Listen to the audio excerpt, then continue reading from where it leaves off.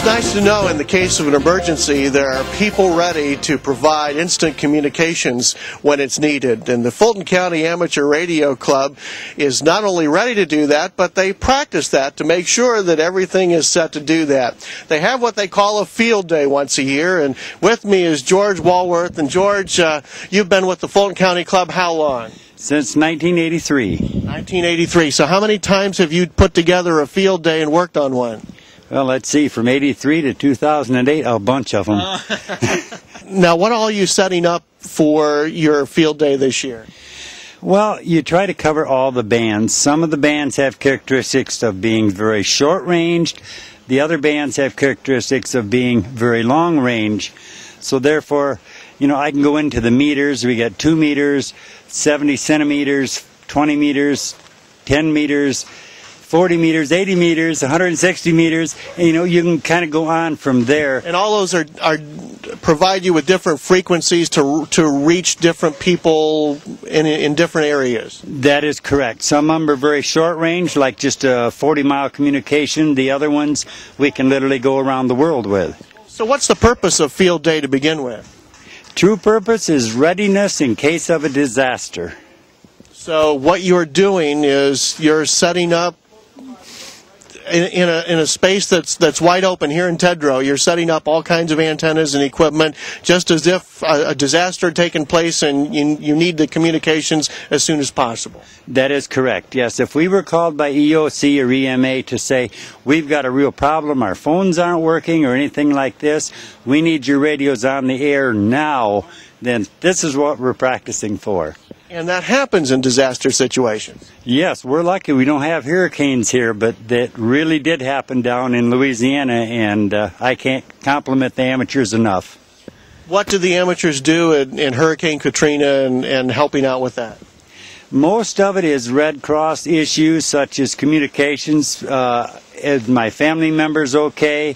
Has this corporation been notified? You know, we need water here, we need food here, this kind of things. Okay. And the regular telephone systems often go out, and the cell systems can get overloaded. So you end up carrying the critical communications at those times. That is absolutely correct. All right. Tell me about the Fulton County Club. How many folks do you have here? We in the club we have approximately 40 members, but that kind of is a misleading thing. When something such as this happened, I don't believe I'm off base if I would say there's probably 60 people would respond at an instant's notice. But it's just a super group of hard-working people, and we can have as much fun when it comes time for fun as we can have serious when it comes time for serious. All right, so in the field day, you're setting up this communication. So once you get everything set up, what do? We turn the radios on. We have to keep logs of who we've talked to, and there's other clubs and organizations have done the same thing as we're doing. So you try to make as many contacts as you can and give them the information that the Federal Communications Commission says you have to give them.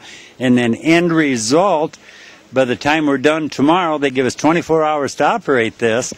Then you add up all the points, and then the American Radio Relay League calculates all these points, and then it's published in a magazine that's sent around the world. Okay, so you're going to try to contact as many people as you possibly can during that 24-hour period. Exactly. I see, and you get points for that, and the club that gets the most points gets higher ratings than the other ones. That is correct. There's hundreds and hundreds of clubs that's in the QST magazine, and it just makes your bubble kind of puff a little bit when you see you're in the top 200 to the top 100 in the whole world. Sure, I'll bet it does. How many communications are you likely to make in this 24-hour period? I'm going to stretch myself here, but I think we're pretty close to between 400 and 500.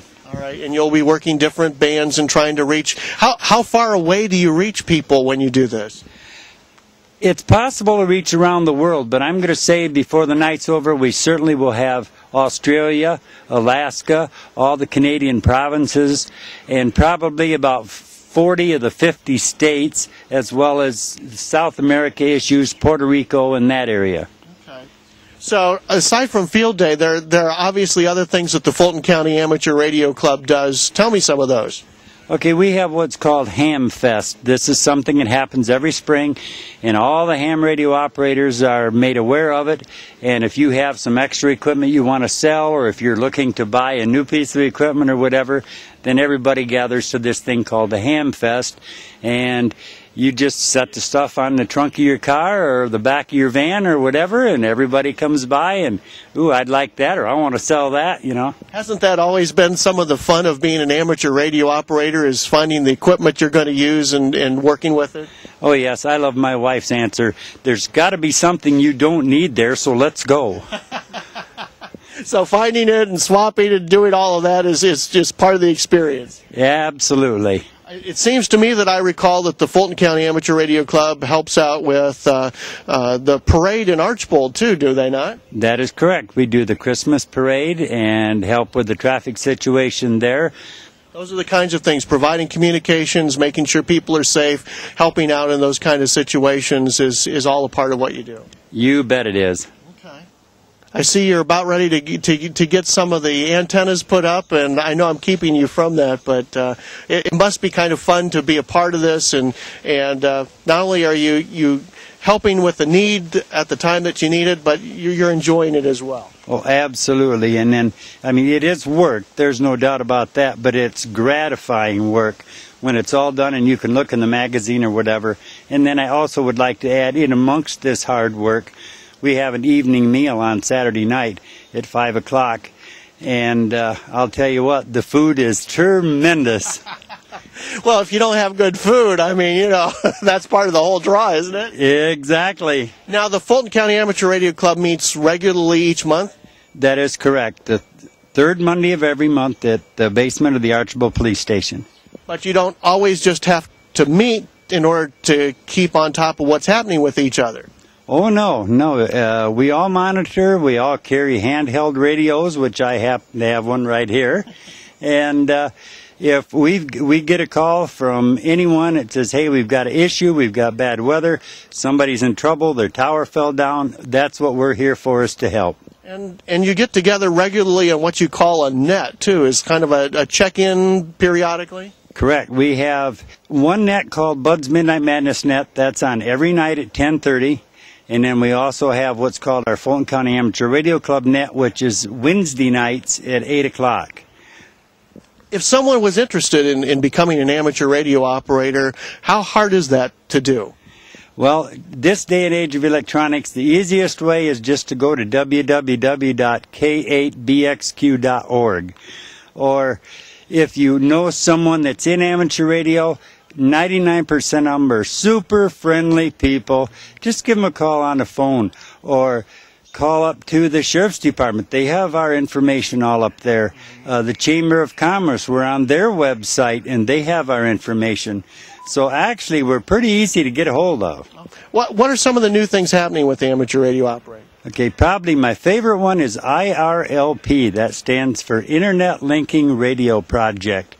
And this is such a simple thing. You take a normal 2-meter radio and look up the number of the area that you want to call, and they have what's called a node. You push these 4 numbers on your microphone, and you'll hear this node answer like, this is K6JR repeater in San Diego, California. Go ahead. And I can talk to them from my handheld standing right here in Wauseon.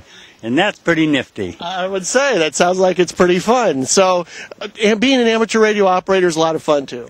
Absolutely, it's a lot of fun, and you meet so many super people. Well, it sounds like you've done a good job. It sounds like you got a group here that's doing that and getting everything set up. And George, good luck to you on your field day this year. Well, thank you very much, and we'll do our best to let you know what our total contact numbers end up being.